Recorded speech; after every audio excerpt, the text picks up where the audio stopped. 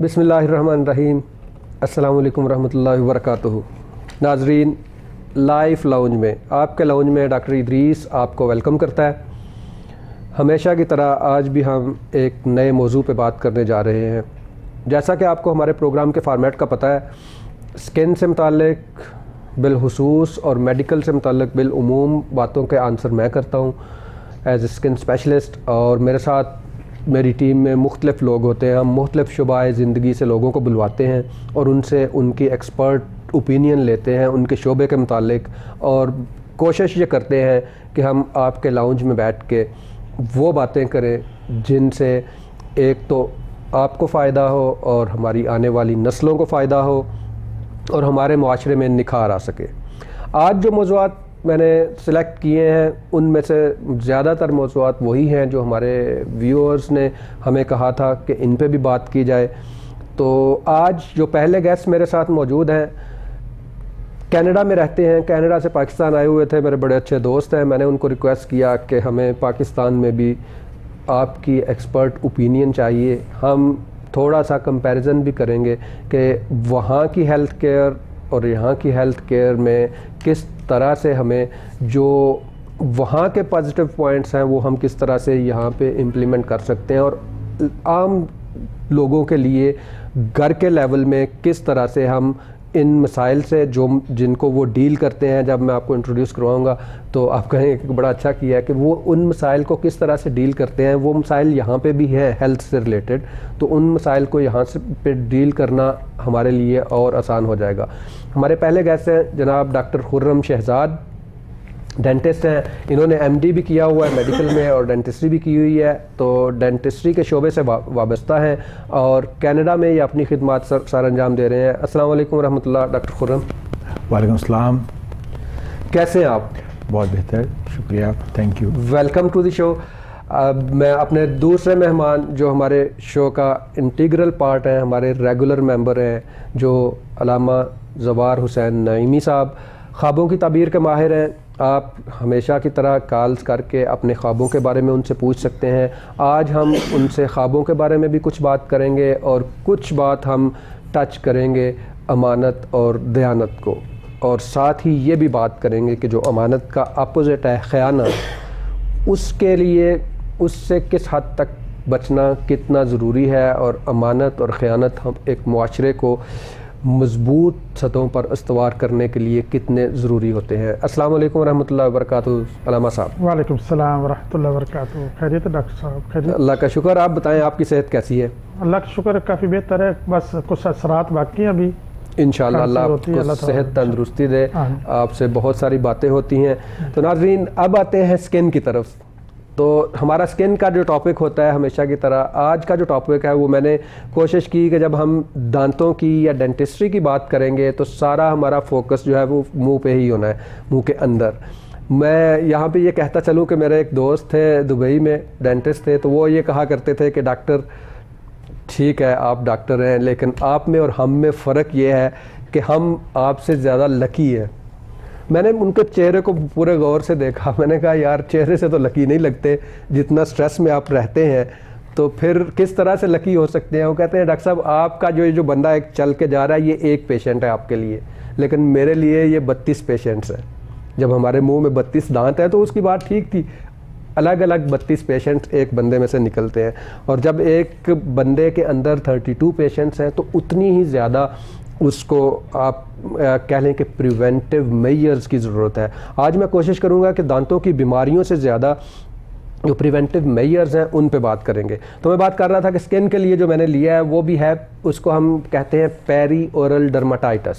जो मुंह के इर्द गिर्द इतने से हिस्से पे जो दाने निकलते हैं उनको कहा जाता है पेरी ओरल डर्माटाइटिस। ये मैंने इसलिए लिया कि नॉर्मली इसको एक्नी के साथ मिक्सअप करके लोग ये समझते हैं कि ये एक्नी है और इसका कोई इशू नहीं है, ये आएगी और चली जाएगी। ऐसा बिल्कुल भी नहीं है, ये एक अलग से डिज़ीज़ है और इसकी बहुत सारी रीज़न्स हैं, और इससे बचने का तरीका क्या है, ये सारी बातें आज हम इस पर डिस्कस करेंगे। तो आइए चलते हैं डॉक्टर खुर्रम की तरफ। डॉक्टर खुर्रम, कैसे आप अब बताइए ज़रा कि यहाँ में और कनाडा में क्या फ़र्क है? आपको 2-3 महीने हो गए हैं पाकिस्तान भी आए हुए। मौसम के लिहाज से भी बात करेंगे और फिर आपके शोबे के लिहाज से कि ओरल हाइजीन कितनी इम्पॉर्टेंट है और उसके लिए क्या क्या ऑप्शंस होते हैं हमारे पास? जी बहुत बड़ी मेहरबानी। देखें, ओरल हाइजीन की इम्पोर्टेंस से तो कोई शख्स भी इनकार नहीं कर सकता, लेकिन बात दरअसल ये है कि हम यूज़ टू हैं कि उसी वक्त डेंटिस्ट के पास जाने की, जब कोई दर्द, किसी दांत में हम दर्द महसूस करते हैं या कोई ब्लीडिंग होती है या इस तरह से। हालांकि जो regular checkup, let's say every 6 months आपको जो है उसको चेकअप करवाना चाहिए, या मैक्सिमम आप एवरी ईयर एटलीस्ट आपको रेगुलर चेकअप करवाना चाहिए। और स्केलिंग का भी काफ़ी, क्या कहते हैं उसको, इतना ट्रेंड नहीं है जिसकी इसकी भी बहुत ज़्यादा ज़रूरत है, क्योंकि जैसे हम बीइंग मुस्लिम, जैसे हम कहते हैं कि सफाई निस्फ ईमान है, बेशक, तो उस लिहाज से भी हमारी ज़िंदगी आपके सामने है कि हम किस हद तक जो है वो सफाई, या अपने मुंह की जो मतलब डेंटिस्ट्री के लिहाज से सफाई कितनी करते हैं। इस पे हम आगे जाके बात करेंगे कि हमें नबी आखिरुज़्ज़मान हज़रत मोहम्मद मुस्तफ़ा सल्लल्लाहु अलैहि वसल्लम ने जब मिसवाक का हुक्म दिया तो मिसवाक पे कितनी ज़्यादा उन्होंने ज़ोर दिया कि इसकी इम्पॉर्टेंस कितनी ज़्यादा है, इसके लिए कितने इंसेंटिव्स दिए। ये सब बातें हम आगे जाके करेंगे। अभी हम यहाँ से शुरू करते हैं कि पेरी ओरल हाइजीन का मतलब क्या है कि ओरल हाइजीन का मतलब क्या है कि ओरल हाइजीन में क्या क्या शामिल होना चाहिए? ओरल हाइजीन में देखिए बेसिकली जो है ब्रश करना, ठीक है, उसके बाद फ्लॉसिंग, ठीक है, और उसके बाद फिर जो हम बात करें प्रिवेंटिव में कि स्केलिंग एवरी 6 मंथ और एवरी जब आप आ रहे थे तो मैं देख रहा था कि आपके पॉकेट में फ्लॉस और ब्रश भी पड़ा हुआ था। हाँ जी, नहीं वो मैंने कहा अगर कोई ऐसा क्वेश्चन आता है जिससे, क्योंकि हमारे बेसिकली हम लोग करते हैं, ब्रश करते हैं या मसवाक करते हैं, हमारा तरीकाकार जो है उसमें जो ब्रश का तरीकाकार है, इसमें हम अगले सेगमेंट में इंशाल्लाह डिटेल से बात करेंगे। और मैं चाहूँगा कि आप अच्छे से समझाने की कोशिश करें कि ब्रश किस डायरेक्शन में और किस तरह से करना चाहिए, क्योंकि उसके बहुत सारे मसाइल होते हैं। बिल्कुल। हाँ जी, अभी मैं बढ़ता हूँ अलामा साहब की तरफ। अलामा साहब, चलें ज़रा ख्वाबों की दुनिया में चलते हैं और देखते हैं कि ख्वाबों की दुनिया हमें क्या कहती है। अच्छा, ये बताइए कि झूठे ख्वाब क्यों आते हैं और इनका कितनी अक़साम है और इनके इम्पेक्ट्स क्या हैं? झूठे ख्वाब की डॉक्टर साहब, अस्सलाम वालेकुम रहमतुल्लाहि व बरकातुहू। डॉक्टर साहब, झूठे ख्वाब की आम तौर पे जो मशहूर हैं 3 किस्में हैं जी। सबसे पहली ख्वाब की है हिम्मत, कि जागते में जो ख्याल है, सारा दिन जो जागते में जो ख्यालात आते रहते हैं, जो बंदा सोचता रहता है या बिजनेस के बारे में, जो वही ख्वाब बनकर आ जाते हैं रात को। ठीक है, सारा दिन मसरूफ़ रहता है जिस्म काम काज में, जो बिजनेस में या जिसमें, या मसलन उसको दिन भर किसी से लड़ाई हुआ है, उसका वो ज़हन में रात को सोचता है, वो ख्वाब आते। एक तो ये है। दूसरी इल्लत बोलते हैं बीमारी को। ठीक है, एक आदमी किसी बीमारी में मुब्तला है, मसलन 2-3 दिन से उसको बुखार है या उसको पेट की कोई बीमारी लगी हुई है, उसमें जो ख्वाब आते हैं वो भी तकरीबन उसकी ना ताबीर होती है, ना पूछनी चाहिए, वो भी एक झूठे ख्वाब की मानंद है। तीसरा ख्वाब जो शैतानी है, नामुमकिन चीज़, बिल्कुल नामुमकिन चीज़, या जो जिससे गुस्ल वाजिब हो जाता है, मसलन ऐसे ख्वाब, ये इनकी भी ताबीर नहीं पूछनी चाहिए, ये भी तकरीबन झूठे ख्वाब होते हैं। ठीक है। अब झूठे ख्वाब अपनी जगह पे, इनकी ना ताबीर पूछनी चाहिए, इनको जहन से निकाल देना चाहिए। बिल्कुल। और जब आपकी आंख खुले तो उस वक्त ला हौला वला कुव्वता इल्ला बिल्लाह भी पढ़े, और इसके बाद अगर रेगुलरली आते रहें तो सदका खैरात करके, इस्तगफार करके, जिक्र अज़कार करके आप उनसे अपनी जान छुड़वा सकते हैं। अभी टाइम हुआ एक ब्रेक का। ब्रेक के बाद जब हैं तो हम लाउंज में आपकी कॉल्स भी लेंगे, हमारे नंबर्स आपकी स्क्रीन पे आएंगे, आप हमें लाइव कॉल करके हमें ज्वाइन कर सकते हैं। आपके ख्वाबों से मुताल्लिक़ कोई इश्यूज़ हैं और डेंटल हाइजीन से मुताल्लिक़ कोई इश्यूज़ हैं या स्किन से मुताल्लिक़ कोई प्रॉब्लम्स हैं, उनका आंसर हम आपको करेंगे। आइए एक ब्रेक लेते हैं और ब्रेक के बाद गुफ्तगू को यहीं से आगे बढ़ाएंगे।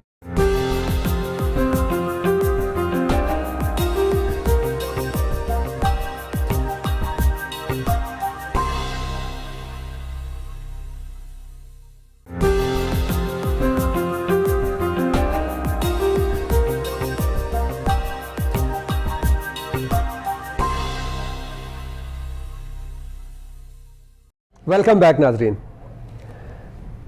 आज के लाउंज में हम बात कर रहे हैं मुंह की हाइजीन पे, ओरल हाइजीन पे और पेरी ओरल डर्मेटाइटिस पे, और साथ ही हम ख्वाबों पे भी बात करेंगे, और एक हम अपने आखिरी सेगमेंट में हम इमानत और ख़यानत और ईमानदारी पे बात करेंगे कि कैसे कितना ज़रूरी है। तो पेरी ओरल हाइजीन का मैं बता रहा था कि जो दाने आपको इस वाले एरिया में निकलते हैं वो आम तौर पे एक्नी नहीं होती, इस एरिया में एक्नी नहीं होती, और ये जो दाने निकलते हैं इनकी जो सबसे ज़्यादा नॉर्मली तो ये कह लें कि जैसे हमारी 80% बीमारियों की रीज़न्स का पता नहीं होता, इसमें भी ये कहा जाता है कि डेफिनेटिव रीज़न का पता नहीं होता, लेकिन जो इसके फैक्टर्स हैं उनमें सबसे ज़्यादा जो इम्पॉर्टेंट है वो है स्टीरॉइड्स का मिसयूज़। बहुत सारे लोग होते हैं, एक दाना निकला है, हाथ पे निकला, वो एक स्टीरॉइड वाली क्रीम लगाई, वो वेट जिसके साथ भी होता है तो वो दाना ठीक हो जाता है, तो वो समझते हैं कि जो हाथ पे निकला था, फेस पे निकला है, तो इस पे भी लगाते हैं तो वो ठीक हो जाएगा। जब वो उसको मिसयूज़ करते हैं तो वो डर्मेटाइटिस बढ़ जाता है। उससे एक तो ये होता है कि दाने बहुत ज़्यादा निकलते हैं, दूसरा ये होता है कि वो जगह ब्लैक हो जाती है, काली हो जाती है। स्टीरॉइड्स मैं ये बात करता चलूँ कि no doubt life saving medicine हैं, बहुत इंपॉर्टेंट मेडिसिन है और बहुत ज़्यादा इनका यूज़ है और ज़रूरी यूज़ है। जैसे एंटीबायोटिक्स को मिसयूज़ बहुत ज़्यादा किया गया है, ऐसे ही स्टीरॉइड्स को भी मिसयूज़ किया गया है। कोशिश करें कि मुंह पे, फेस पे, चेहरा जो मैं हमेशा कहता हूँ कि आपका ब्रांड है, उस पे स्टीरॉइड्स नहीं इस्तेमाल करें। एक छोटी सी मैं आपको इसकी बताता हूँ कि आसानी से क्या है कि जिस भी क्रीम के साथ वेट लिखा हुआ हो, वेट का मतलब नॉर्मल सिचुएशन में वो स्टीरॉइड्स ही होते हैं। कोशिश करें कि स्टीरॉइड्स फेस पे ना लगाया जाए। अभी हम एक कॉल लेते हैं और कॉल देखते हैं कि हमसे क्या पूछना चाहते हैं। जी अस्सलाम वालेकुम रहमतुल्लाह। वालेकुम सलाम डॉक्टर साहब, क्या हाल है आपका? अल्लाह का शुक्र। कौन बोल रही हैं और कहाँ से बोल रही हैं आप? मैं मारिया जाहिद बात कर रही हूँ शिवपुरा से। जी नाम दोबारा बताइएगा। मारिया मारिया जी। मारिया जी, मुझे डॉक्टर गुरम साहब से सवाल पूछना है अपने दांतों के मसले के बारे में। जी मैंने उनसे पूछा कि मेरे मसूड़ों से बहुत ज्यादा खून आता है और उसका मतलब ब्रश वगैरह करने से भी उसका मसला हल नहीं हो रहा। अच्छा जी। तो क्या कोई ऐसी टूथपेस्ट यूज की जाए या कोई ऐसा हल है कि जिससे थोड़ा सा खून बेहतर हो जाए, रुक जाए? ठीक है, इसके अलावा आपको और कोई प्रॉब्लम तो नहीं है? नहीं, इसके अलावा और नहीं। मसूड़ों का मसला ये खून आपको सिर्फ ब्रश करने पे आता है या वैसे भी आता रहता है? ब्रश करने। डॉक्टर साहब आप कोई क्वेश्चन पूछना चाहते हैं इनसे? कॉल ड्रॉप कर। हाँ जी, इससे पहले कि आप कॉल ड्रॉप हो जाए, मैं ये पूछना चाहूँगा कि लास्ट टाइम आपने स्केलिंग कब करवाई थी राउंड अबाउट? मुझे स्केलिंग करवाए हुए कम से कम 2 साल हो गए हैं। 2 साल हो गए। ठीक है, डॉक्टर साहब आपको जवाब देंगे। थैंक यू वेरी मच, आपने कॉल किया। आप हमारे साथ रहिएगा, हम आपका जो है आंसर देते हैं इसको। हाँ जी।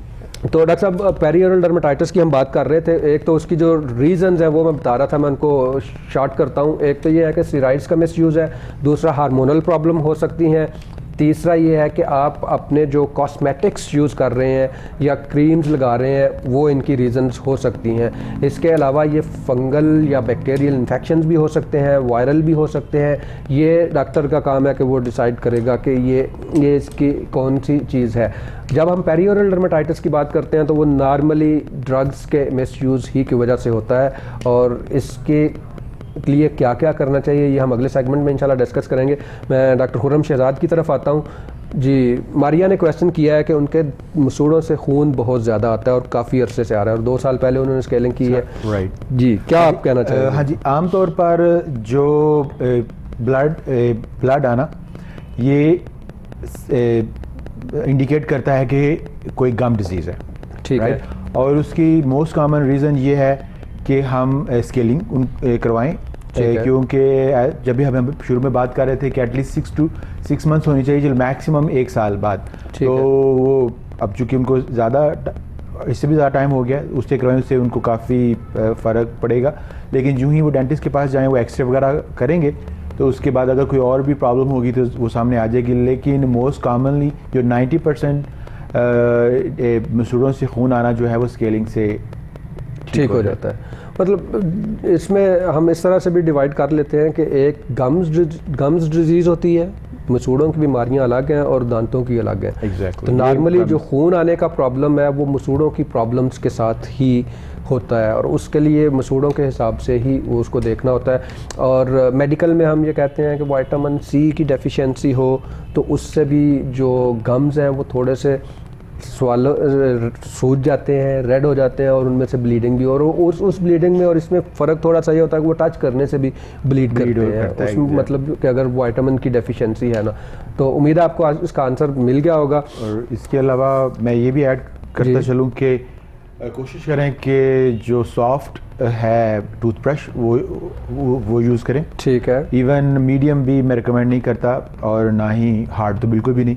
तो सॉफ्ट आपने देखा होगा ब्रश के ऊपर बाहर लिखा होता है सॉफ्ट है, तो सॉफ्ट है, मीडियम है या हार्ड है, तो सॉफ्ट ब्रश यूज़ करें और विजिट करें अपने डेंटिस्ट को, और उनसे मोस्ट प्रोबेबली उनकी ये प्रॉब्लम जो है वो स्केलिंग से ठीक हो जाए। ठीक है। चलिए अब आते हैं अलामा साहब, ख्वाबों में फिर से हम जाने लगे हैं कि जो ख्वाब भूल जाते हैं। ख्वाब आता है, बड़ा अच्छा ख्वाब होता है, बंदा एंजॉय कर रहा होता है और सुबह जब उठता है तो वो आधा याद रहता है या आधा भी सारे का सारा भूल जाता है। उन ख्वाबों के बारे में क्या है कि वो ख्वाबों जहन में बाद में जोर डालना चाहिए कि क्या ख्वाब देखा था, या कि उनको भी भूल जाना चाहिए? डॉक्टर साहब, अक्सर लोग मेरे से रब्ते में ही रहते हैं कि ख्वाब आया था, भूल गया। इसकी मैं किसी को तनकीद का निशाना नहीं बनाना चाहता, लेकिन ये है कि ख्वाब के भूलने के 4 अहम असबाब हैं। जी। पहला असबाब है कि गुनाहों की जो कसरत करता है उसको ख्वाब कभी भी नहीं याद रहता। दूसरा, एक आदमी सुबह से शाम तक ऑफिसर जो अफसर है या ऑफिस में मसरूफ़ है, कारोबार में मसरूफ़ है, सारा दिन जहन उसका बिजनेस में या कारोबार में या ऑफिस में है, उसको भी ख्वाब तकरीबन भूल जाते हैं। अच्छा। तीसरा, नीयत की कमज़ोरी। अक्सर आदमी नीयत करता है फिर उस पर अमल दरामद नहीं करता। नीयत की जिसकी कमज़ोरी हो वो भी ख्वाब भूल जाता है। चौथी जो है ज़रूरी, इंसान के अंदर तबीयत में रद्दो बदल, पंजाबी में जिसको बोलते हैं गड़ी तोला गड़ी माशा, कभी तबीयत बिल्कुल अप हो जाती, कभी डाउन, अपनी तबीयत उसकी नेचुरल नहीं रहती, ऐसे आदमी को भी ख्वाब भूल जाते हैं। अच्छा। और ख्वाब भूलने की अगर चाहता है कि मुझे ख्वाब ना भूलें, उसका ये होता है कि जागने के फ़ौरन बाद चंद लम्हात या चंद सेकंड उसको ख्वाब तकरीबन याद रहता है। उसका यही मैं बता सकता हूँ कि पेन और पेपर तकिए के नीचे हो या उठे तो सबसे पहले सिर्फ इशारा लिख दे कि मुझे ये ख्वाब आएगा, बाद में वो उसको सिर्फ उस इशारे को ही देखकर उसको पूरा ख्वाब याद आ सकता है। अच्छा, इंशाअल्लाह। हाँ जी। अच्छा, अब ख्वाब आया, याद नहीं रहा, भूल गया, तो इसकी स्ट्रेस लेने की तो मेरा ख्याल है ज़रूरत कोई नहीं होनी ज़रूरत चाहिए। नहीं। ठीक है, उसको तो बंदा ठीक है, अच्छा है, ख्वाब आया था, ख्वाब भूल में गया तो ही- बेहतर है, जो भूल गया तो जो भूल गया होता है। बेहतर है, उसकी ना ताबीर पूछने की जरूरत। लेकिन ये है कि हमारे लिए तो ज़रूरी है कि आपको ख्वाब याद रहे, आप फ़ोन करें और अलामा साहब से ख्वाबों की ताबीर के बारे में पूछें। अच्छा डॉक्टर हुर्रम, ये बताइए कि जो हम ब्रश करते हैं, ब्रशिंग है, फ्लॉसिंग है, इसका एक्चुअल सही तरीका कौन सा है? क्योंकि मैंने ये देखा है कि ब्रश करने का तरीका भी बड़ा इंपॉर्टेंट है, उससे भी बहुत सारे मसाइल सॉल्व हो जाते हैं। बिलाशुबा ये बहुत इम्पॉर्टेंट क्वेश्चन है, और ये one of the biggest problem भी है। हम यूज टू होते हैं कि जैसे ये फॉर एग्जांपल ये ब्रश है जी। हम आम तौर पर एक मेजॉरिटी दांतों का ऐसे आपको वर्ड हॉरिजेंटली ठीक है। वो करने, हालांकि जो बेस्ट तरीका ये है कि आप जैसे ये दांत हैं राइट, ठीक आप है। इनको ऊपर नीचे ठीक है। वर्टिकली जो है साफ करें, ब्रश करें। सिंपल लैंग्वेज में, आसान फहम में ये कह देते हैं कि जैसे जो दांत की डायरेक्शन है ना, उस डायरेक्शन उसी डायरेक्शन में Right. आप गम से ऊपर और उस टुवर्ड्स गम, सही। Not on the opposite way. ठीक है। गम से शुरू करें, ऊपर जाएं और ऊपर से नहीं, और जैसे एज सॉफ्ट एज पॉसिबल। ठीक है। और ताकि आपके वही ना हो कि आप गम्स को साफ करने की बजाय उनको हर्ट कर रहे हैं, सही, इंजरी हो जाएगी। राइट।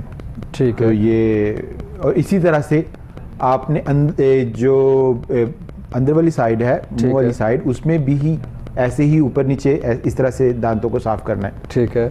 और ऊपर से तो चले जो और कोई तरीका नहीं पहुंच है, है, राइट। वहाँ और तक तो जाया पीछे इवन और एक और मैंने कॉमन प्रैक्टिस ये देखी है कि हम लोग जो है समझते हैं कि ज़ुबान तो दांत नहीं है। हाँ। तो ज़ुबान को भी साफ करना उतना ही ज़रूरी है जितना कि दांतों को साफ करना। तो आप like it's very common, many people have this gag reflex होता है। ठीक तो है। उससे यह है कि जितना आप कर सकते हैं उतना करें, और प्रैक्टिस के साथ फिर आप आहिस्ता आहिस्ता आपका वो जो गैग रिफ्लेक्स पे भी कंट्रोल हो जाएगा। ठीक है। और ज़ुबान के ऊपर भी ब्रश करना बहुत ज़रूरी है। ठीक है डॉक्टर हुर्रम, अभी हम एक कॉल लेते हैं और इसके बाद इस बात को यहीं से आगे बढ़ाएंगे। जी अस्सलाम वालेकुम वरहमतुल्लाह। जी वालेकुम सलाम व रहमतुल्लाहि व बरकातहू। जी कौन साहब बोल रहे हैं और कहाँ से बोल रहे हैं? जी मैं रावलपिंडी से बात कर रहा हूँ, मुश्ताक नाम है मेरा। इरशाद। जी अलामा साहब से पूछना है कि ये जो ख्वाब को बंदा देखता है और भूल जाता है, तो याद नहीं रहता, उसकी क्या वजह है? जी मुश्ताक साहब दोबारा से जरा बताइएगा, आप क्या पूछना चाह रहे थे? ख्वाब देखकर भूल जाना, जी जी ख्वाब याद नहीं रहता, ठीक है उसकी क्या वजह है? ठीक है। अच्छा तो आप ख्वाब बहुत ज़्यादा देखते हैं या कि कभी कभार ख्वाब देखते हैं? अक्सर बेहतर। अक्सर बेशतर बहुत ज़्यादा ख्वाब देखें तब भी वो भूल भी जाते हैं और मिक्स भी हो जाते हैं, और ख्वाब देखना एक अच्छी बात है। हाँ जी, तो रात के किस हिस्से में ज़्यादातर ख्वाब देखते हैं आप?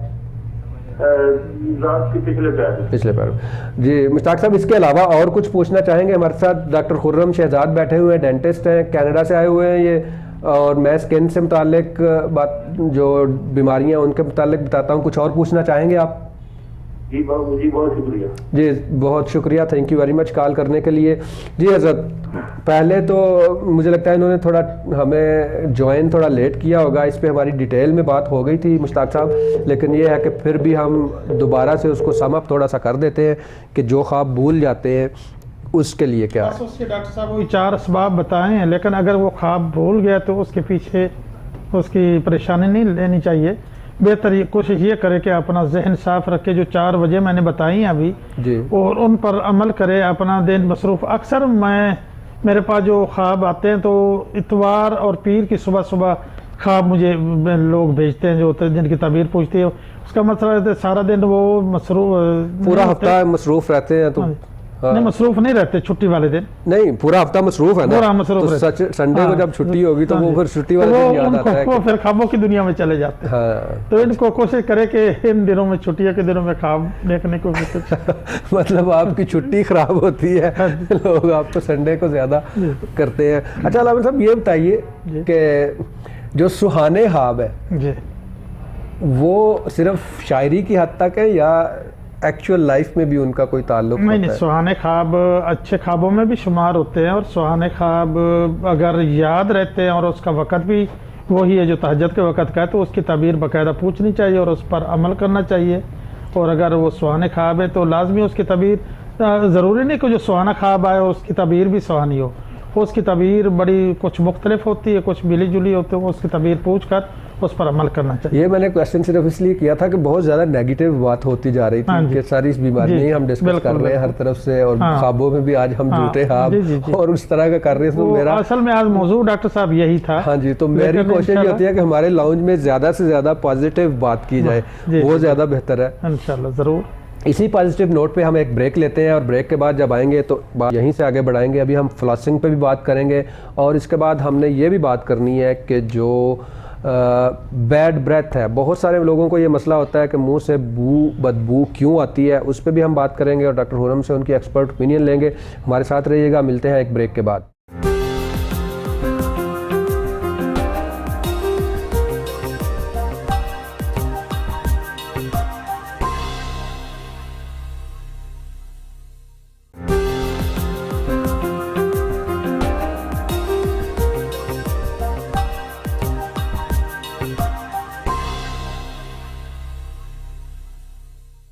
वेलकम बैक नाजरीन।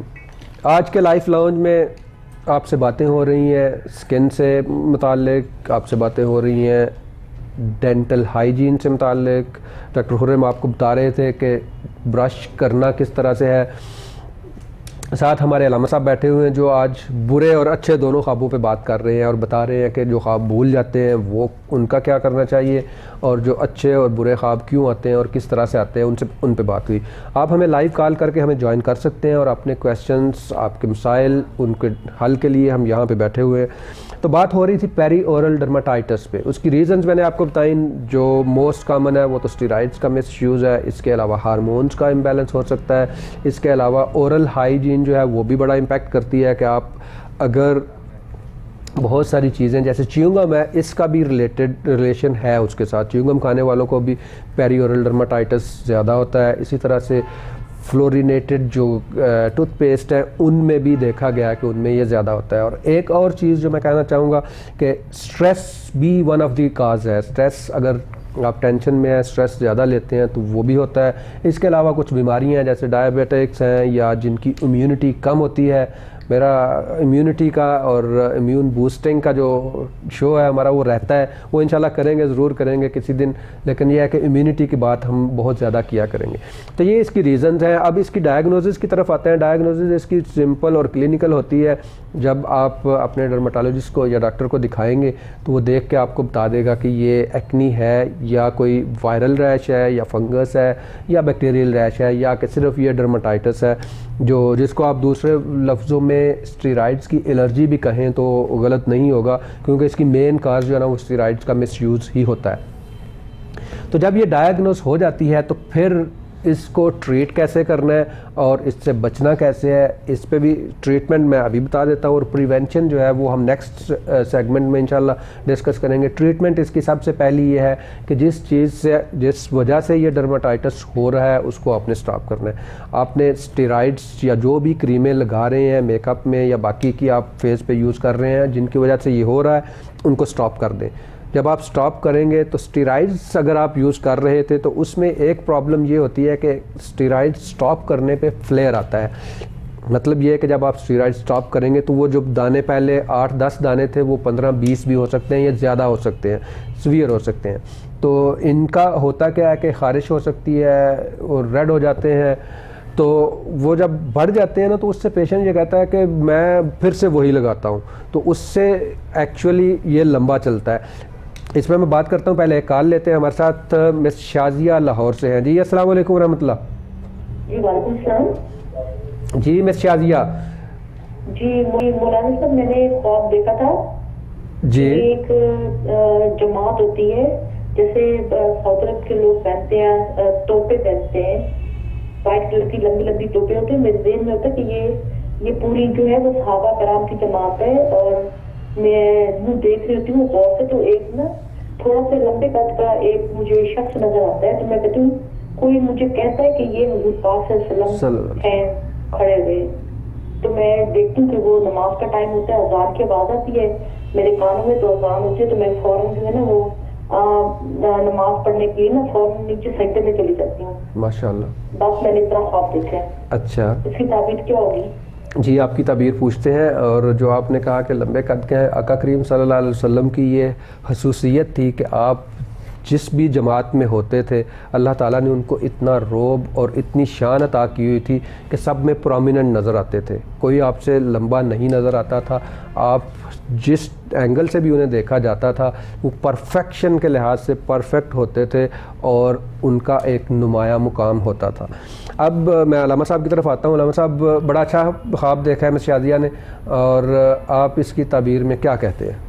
माशाल्लाह, सबसे पहले तो बेटी को मुबारक हो कि नबी पाक सल्लल्लाहु अलैहि वसल्लम की अगर ज़ियारत है तो वाकई ही नबी पाक सल्लल्लाहु अलैहि वसल्लम, तो हदीस के मुताबिक नबी पाक सल्लल्लाहु अलैहि वसल्लम का कोई मसला कोई शक्ल नहीं बना सकता। माशाल्लाह, ये उनको मुबारक। इनकी माशाल्लाह ख्वाब की ताबीर पूछने की ये सबसे बड़ी इनकी खुशी है कि इनके जो रूहानी तौर पे इनके दीन में बड़ी तरक्की हो रही है और इनके नेक कामों में बहुत ये आगे बढ़कर हिस्सा लेंगे इंशाअल्लाह, और घर में बरक़ात तजल्लियात का इजाफा होगा इंशाअल्लाह। माशाअल्लाह। मेरी बहन, मैं आपसे ये कहूँगा कि आप दुरूद शरीफ की कसरत करें।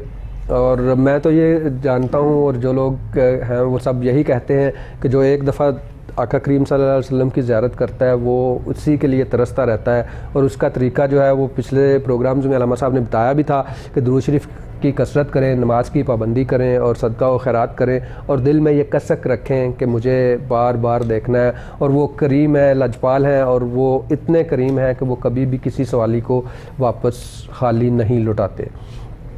तो हम बात कर रहे थे पेरिओरल डर्माटाइटिस पे। तो इसकी मैंने आपको रीज़न्स बता दी कि ये क्यों होता है और इसकी सिम्टम्स क्या हैं। तो ट्रीटमेंट में सबसे पहले जो आप इस्तेमाल कर रहे हैं, जो मेडिसिन आप इस्तेमाल कर रहे हैं उसको स्टॉप करेंगे। जब आप स्टेरॉइड्स को स्टॉप करेंगे तो मुमकिन है कि वो थोड़ा सा बढ़ जाए। कोई मसला नहीं है, लेकिन आपने उसको दोबारा से यूज़ नहीं करना। वो सब लोग यही कहेंगे यार वो तू क्रीम लगाता था तो उससे ठीक था, अब क्यों कर रहे हो, ऐसा नहीं करें। लेकिन वो उससे ये है कि आपने उसको ट्रीट करना है, उसको कंटिन्यू नहीं करना। वो फ्लेयर आएगा, ठीक हो जाएगा। इसके बाद इसके अलावा कुछ मेडिसिन होती हैं हमारे पास, नॉर्मली ज़्यादातर जो है वो एंटीबायोटिक्स ही देनी पड़ती हैं इसमें, और सिर्फ लगाने के लिए देनी पड़ती हैं। वो ऊपर इस्तेमाल करते हैं, उससे ये ठीक हो जाता है। इसकी ट्रीटमेंट यही है कि जो उसकी काज है उसको रिमूव करें, और उसके बाद डिपेंडिंग वो सिचुएशन क्या है, उस सिचुएशन के हिसाब से हम फिर ट्रीटमेंट के लिए ऑइंटमेंट्स देते हैं, क्रीम्स देते हैं। अब आते हैं डॉक्टर खुर्रम की तरफ। जी डॉक्टर खुर्रम, ये बताइए कि आपने बता दिया कि ब्रश किस तरह से करते हैं और उसका सही तरीका क्या है। दो चीज़ें आपसे मैंने पूछनी है, एक ये कि ब्रश कितनी दफ़ा करना चाहिए, और दूसरा ये कि फ्लास जो है वो कब कब और क्यों यूज़ करना चाहिए, और साथ ही ये भी बताएं कि जो टूथपिक हम यूज़ करते हैं वो क्या सही है या कि उसका कोई फ़ायदा है या नहीं। जी थैंक यू। जहाँ तक आप कितनी दफ़ा यूज़ करें ब्रश कितनी दफ़ा करें, देखिए आइडियल तो ये है कि जब भी आप खाना खाएं आप ब्रश करें, लेकिन हो सकता है कि ये प्रैक्टिकल ना हो, लेकिन एटलीस्ट सुबह शाम, ठीक है। तो और उस सुबह शाम में शाम और भी ज़्यादा इम्पॉर्टेंट है, क्योंकि अगर आप ब्रश नहीं करते, आप इस तरह से हम सो जाते हैं अगर, तो देखिए वो कितने ज़्यादा बैक्टीरियाज को हम we are letting them grow, तो वो फिर एसिड्स भी बनाएंगे, और वो जो है they are having lot of time to cause harm. ठीक है, तो इसलिए बेहतर तो मतलब सुबह शाम में भी अगर हमने ब्रश करना है तो उसमें शाम और भी ज़्यादा इंपॉर्टेंट है, सोने से पहले। ठीक है। और आइडियल तो ये है कि every time you eat you brush. ठीक है, खाना खाने के बाद ब्रश करें। अब फ्लास की तरफ आते हैं। फ्लास क्या है और क्यों करना चाहिए? हाँ जी, फ्लास बेसिकली थ्रेड ही है, धागा ही है जिसके ऊपर वैक्स लगी होती है। ठीक है। तो आजकल उसको आप अपनी उंगलियों इस दोनों उंगलियों में लेके सॉफ्टली आप इंटरप्रॉक्सिमल स्पेसेस जो हैं दोनों दांतों के दरमियान उसमें आप उनको सॉफ्टली कंट्रोल में आपको यहीं पर रोकता हूँ, ऐसे ही रहिएगा। एक कॉल लेते हैं और उसके बाद फिर बात को यहीं से आगे बढ़ाते हैं। जी अस्सलाम वालेकुम। वालेकुम सलाम, डॉक्टर साहब से बात करनी थी। जी डॉक्टर साहब, सर आप कौन बोल रहे हैं और कहाँ से बोल रहे हैं? सर मैं आसिफ बात कर रहा हूँ लाहौर से।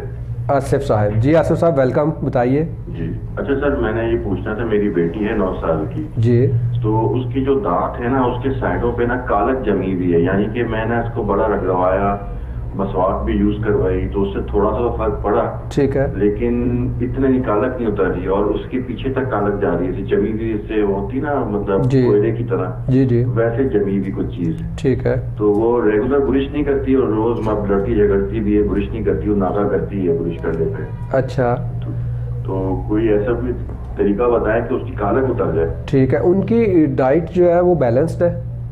डाइट अल्हम्दुलिल्लाह डाइट उनकी अच्छी है। ठीक है। डॉक्टर साहब आप कोई क्वेश्चन पूछना चाहेंगे इनसे? जी, बच्चे की एज क्या बताई इन्होंने? बच्चे की उम्र कितनी है आसिफ? 9 साल। 9 साल है।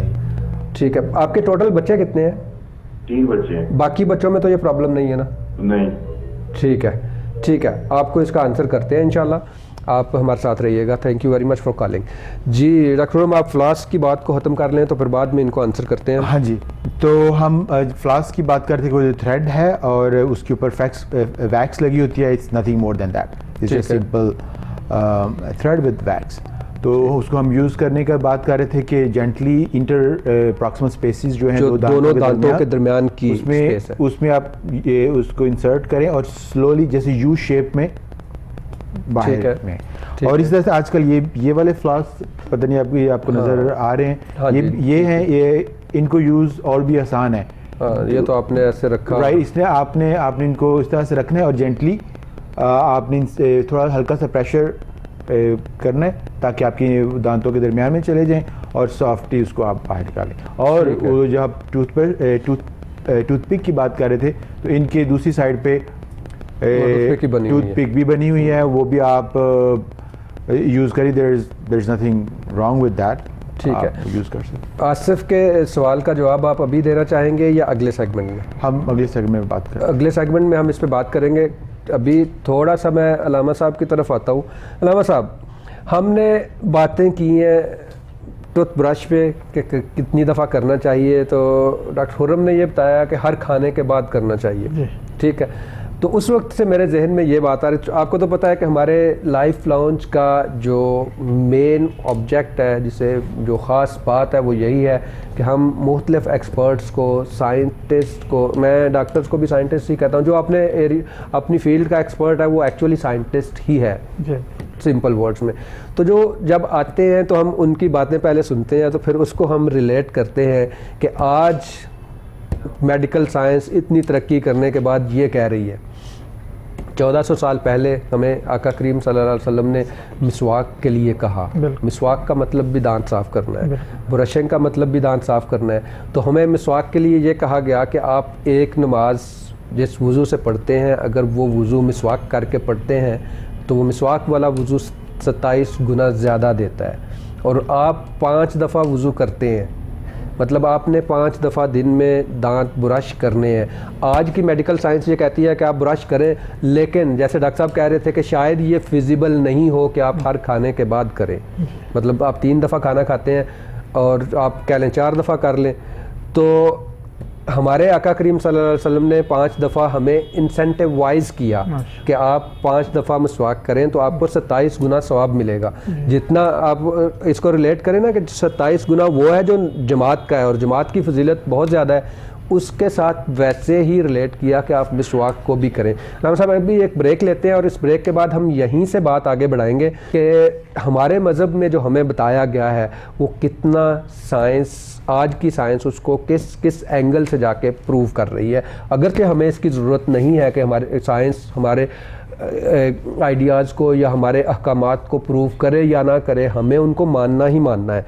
लेकिन साइंस की ये मजबूरी है कि साइंस उसको प्रूव किए बगैर आगे चल ही नहीं सकती। नाज़रीन, एक ब्रेक लेते हैं और ब्रेक के बाद इस बात को यहीं से कंटिन्यू करेंगे।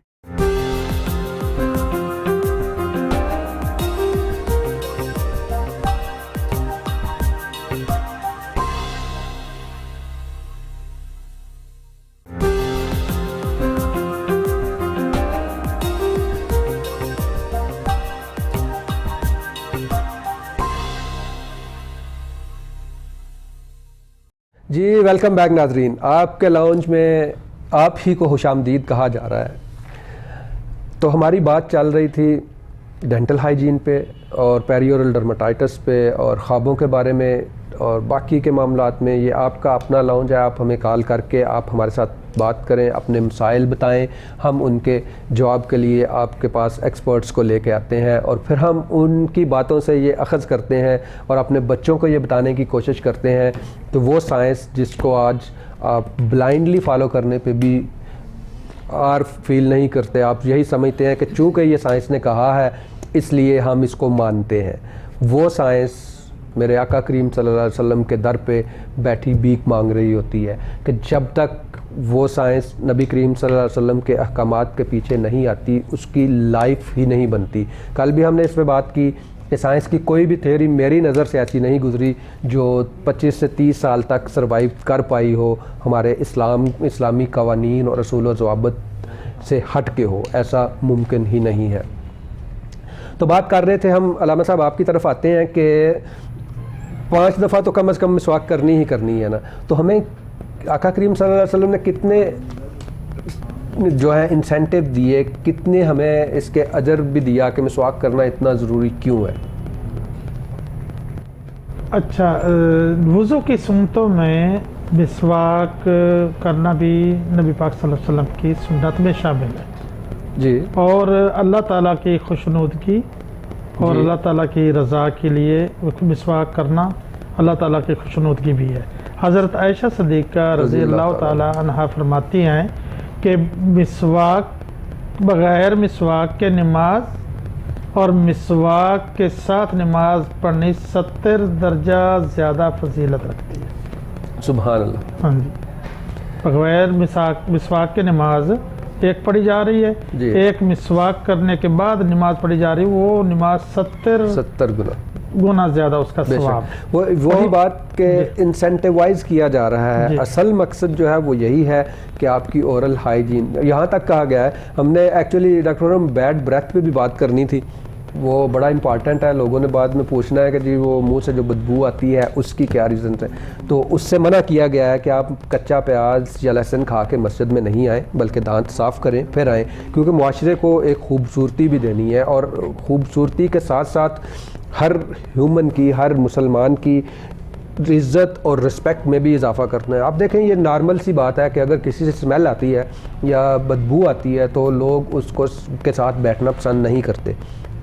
तो नबी करीम सल्लल्लाहु अलैहि वसल्लम ने भी यही फरमाया कि आप अपनी रिस्पेक्ट जो है उसको बढ़ाएं। उसमें से एक जो है ये वन ऑफ दी, मतलब एक रीज़न या एक छोटी सी काज है, इसके अलावा और बहुत सारा, चूँकि वो तो लक़द कान लकुम फ़ी रसूलिल्लाहि उस्वतुन हसना की चादर के साथ हैं कि उनका उस्वा हसना हमारे हर एक मामले के लिए ज़रूरी है। इस पर भी हम बात किया करेंगे।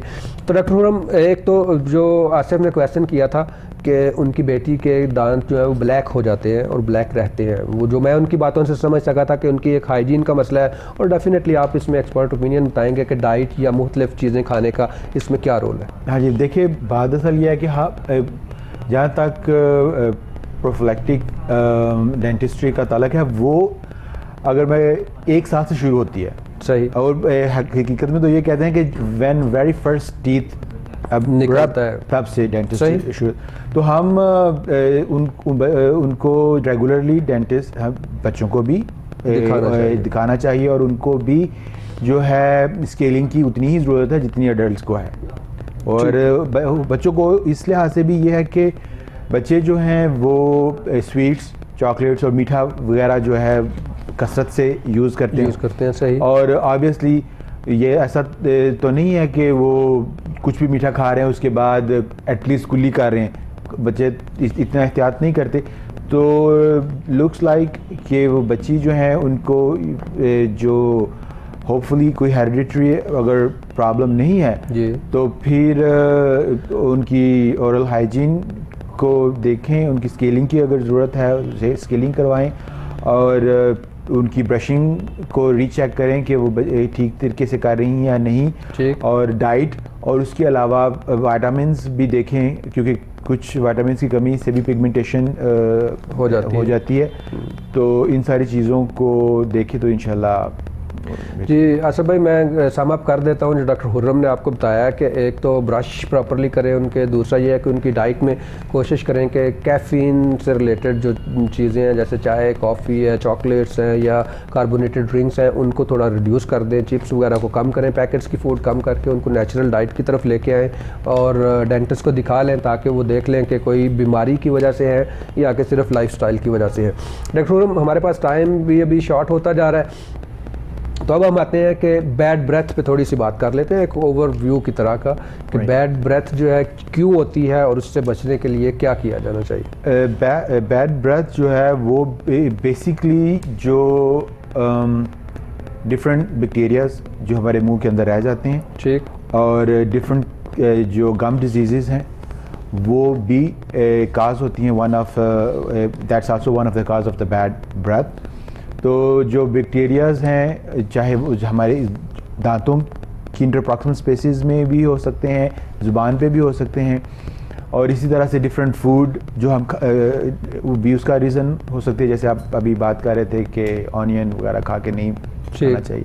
तो to make a long story short, जो ओरल हाइजीन है ये ही बहुत सारी प्रॉब्लम्स को सॉल्व कर देती है। ठीक, तो जैसे हम फ्लॉस की बात कर रहे हैं या ब्रशिंग की बात कर रहे हैं, तो ये अगर हम साफ सफाई करेंगे, देखने में बज़ाहिर अगर दांत हमारे ठीक भी लग रहे हैं, तो अगर आप डेंटिस्ट के पास जाएं आपको देखेंगे कि जब वो स्केलिंग करते हैं तो बहुत कुछ हमारे gums there is pouches in between teeth and gum, जिसमें बहुत चीज़ें खाने की फंसी होती हैं, जो कि बैड स्मेल का काज भी बनती हैं। तो ये सारा जो है रीज़न बनते हैं। ठीक है जी। अलामा साहब, मिसवाक की बात हो रही थी, ठीक है, तो सफाई निस्फ़ ईमान, इस पे हमने बहुत पहले भी बात की और करते भी रहेंगे। आप जिस भी मामले में जाएंगे सफाई की बहुत ज़्यादा तलकीन की गई है। अब बात करते हैं जो पेरीओरल डर्माटाइटिस का थोड़ा सा रह गया था, उसका भी मैं बता दूं कि एक तो ये हो गया कि आपने उसकी ट्रीट कैसे करना है वो तो डॉक्टर ही करेगा। आप जाएंगे तो वो आपको एंटीबायोटिक्स क्रीम्स लगाने के लिए देंगे, या इसके अलावा इम्यूनोमॉड्यूलेटर्स, हमारे पास वो काफ़ी सारी क्रीम्स होती हैं, वो डिपेंड करता है कि किस लेवल पे है, कितना ज़्यादा है, और उस हिसाब से हम उसको ट्रीट करते हैं। इसके बाद इससे बचने का तरीका जो है वो सबसे ज़्यादा इम्पॉर्टेंट एक चीज़ रह गई कि जो हम कॉस्मेटिक्स में यूज़ कर रहे हैं वो मॉइस्चराइज़र्स होते हैं। वो मॉइस्चराइज़र्स भी पेरीओरल डर्माटाइटिस कर सकते हैं उनको भी।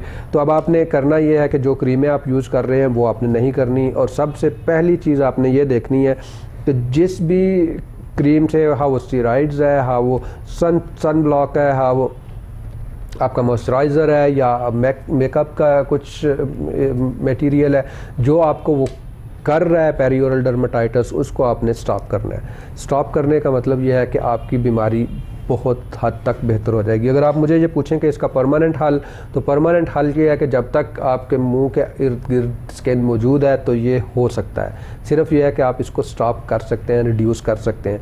पहली दफ़ा जो मेडिसिन आपको ने यूज़ की और आपके ये ठीक हुए, जब दोबारा से इसका फ्लेयर आएगा तो वही मेडिसिन यूज़ करने से ये दोबारा ठीक हो जाएगा। परमानेंट क्योर कोई नहीं है, ये दोबारा आ सकता है, बिल्कुल आ सकता है। और इसके अलावा इसको इससे बचने के लिए वो जो क्रीमें हैं आपने स्टॉप करनी है। इसके साथ साथ अपनी ओरल हाइजीन का बहुत ज़्यादा ख्याल रखना है, क्योंकि बहुत सारे लोगों में ये भी होता है कि जब रात को वो सोते हैं तो उनके मुंह से पानी निकलता है, तो वो इसी एरिया में ही आता है, और उस पानी की वजह से एलर्जी कह लें या कह लें कि दाने निकल आते हैं, वो भी पेरीओरल डर्माटाइटिस ही की तरफ जाते हैं। तो आपकी ओरल हाइजीन बड़ी इंपॉर्टेंट है, उसको आपने देखना है। इसके अलावा जो क्रीमें हैं वो आपने जो है उनका आपने रिडक्शन करनी है। और फिर तीसरी चीज़ आपने ये कोशिश करें कि अगर ये होते हैं तो जितनी जल्दी डॉक्टर को दिखाएंगे, वो डॉक्टर आपको मेडिसिन देगा और उसकी ट्रीटमेंट अर्ली बेहतर हो जाती है और ज़्यादा अच्छे से हो जाती है। इसके अलावा अगर पेरीओरल डर्माटाइटिस से मुताल्लिक या डेंटल हाइजीन से मुताल्लिक कोई चीज़ रह गई हो तो आप हमें पूछ सकते हैं। अभी मैं अलामा साहब की तरफ आता हूं और उनसे ये पूछना चाहूँगा कि हमने बात की थी शुरू में अमानत दयानत पे, तो हमारे पास मुझे बताया जा रहा है कि आज टाइम नहीं बच पाएगा इस काम के लिए कि हम इस पे बात करें। इसको हम इंशाल्लाह अगले किसी प्रोग्राम के लिए रखते हैं। और मैं अपने दोनों मेहमानों का शुक्रिया अदा करता हूं, जनाब डॉक्टर खुर्रम शहजाद साहब जो डेंटिस्ट हैं कनाडा से, स्पेशली मैंने उनको रिक्वेस्ट किया है तो वो आए हुए थे, तो उनकी मेहरबानी कि वो आए और हमें हमारे प्रोग्राम में हमें उन्होंने ज्वाइन किया। और मैं अपने रेगुलर स्कॉलर जनाब अलामा मोहम्मद ज़ुहैर हुसैन नाइमी जो अरबिक लैंग्वेज के लेक्चरार हैं और दाता हजवेर यूनिवर्सिटी से मुंसलिक हैं, उनका भी बहुत बहुत शुक्रिया अदा करता हूँ कि वो तशरीफ़ लाए। तो आज की बात ख़त्म करने पे जो डॉक्टर खुर्रम ने कहा कि बैड ब्रेथ किस तरह से ख़त्म की है, इन्होंने अपने हिसाब से बताया। जो मेरा आज़मूदा नुस्खा है वो ये है कि आका करीम सल्लल्लाहु अलैहि वसल्लम की बारगाह में दुरूद सलाम पेश करें। दुरूद शरीफ पढ़ने वाले के मुंह से स्मेल आ ही नहीं सकती, ये मुमकिन ही नहीं है कि अगर कोई बंदा दुरूद सलाम पेश करता है। दुरूद सलाम के बारे में मैं ये कहता हूँ कि दुरूद सलाम हम खुद से पेश कर ही नहीं सकते, इसके लिए अल्लाह रब्बुल इज़्ज़त जो है वो आपको तौफीक देते हैं तो आप पेश कर सकते हैं। अदरवाइज़ दुरूद सलाम पेश करना हर किसी के बस की बात नहीं है। तो आप कोई सा भी दुरूद सलाम जो आपको पसंद हो वो पढ़ें, छोटा पढ़ें, दुरूद इब्राहिमी पढ़ें या सल्लल्लाहु अलैहि वसल्लम ही पढ़ें। कोशिश करें कि दिन में 400 से 500 के करीब ज़रूर पढ़ें, और उससे आपकी बैड ब्रेथ जो है ना वो मैं गारंटी के साथ कह सकता हूँ कि बिल्कुल ठीक हो जाएगी। और एक छोटा सा दुरूद पाक है जो मैं आपको बताना चाहूँगा। इसके बारे में फुक़हा और उलमा लिखते हैं कि अगर एक ही सांस में आप 11 दफ़ा ये दुरूद शरीफ पढ़ लें तो आपके मुँह से जो बैड ब्रेथ है, बदबू आती है, वो ख़त्म हो जाएगी। और वो दुरूद शरीफ है अल्लाहुम्मा सल्लि वसल्लिम अलन नबिय्य ताहिर, अल्लाहुम्मा सल्लि वसल्लिम अलन नबिय्य ताहिर, अल्लाहुम्मा सल्लि वसल्लिम अलन नबिय्य ताहिर। तो इसी के साथ मैं आज के लाउंज से आपसे इजाज़त चाहूँगा। अपने मेज़बान डॉक्टर इदरीस को इस बात के साथ इजाज़त दीजिए कि कोशिश करें कि ख़ुद भी और अपने बच्चों को भी दिन में 400 से 500 दफ़ा दुरूद पाक पढ़ने की आदत बनाएं। ना सिर्फ बैड ब्रेथ, बहुत सारी बीमारियों से आपको निजात मिल जाएगी। अपना बहुत ज़्यादा ख्याल रखिएगा। इजाज़त दीजिए। अल्लाह हाफिज़। अस्सलामु अलैकुम वरहमतुल्लाह।